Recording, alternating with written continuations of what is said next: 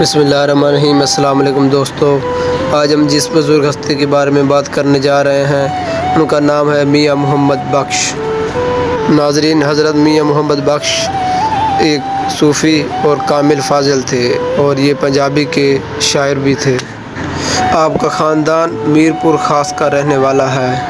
آپ کے والد گرامی کا اسم مبارک مولانا شمس الدین گیلانی تھا۔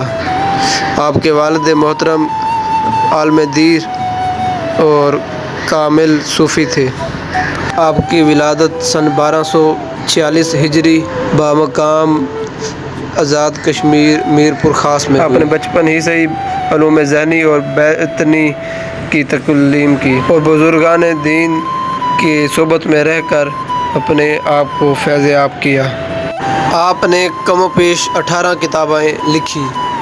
انہوں نے اپنی کتاب سیف الملوک 33 سال کی عمر میں مکمل کر لی۔ میاں محمد بخش نے شادی نہیں کی۔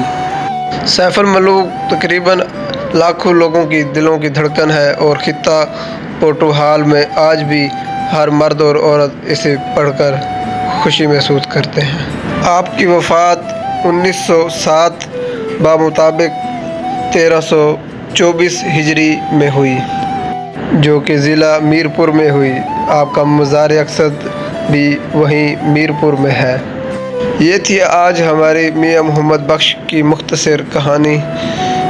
امید کرتے ہیں ہماری یہ ویڈیو آپ کو اچھی لگی ہوگی۔ مزید ویڈیو کے لیے چینل کو سبسکرائب کریں، پیج پر ہے تو فالو کر لیں۔ شکریہ۔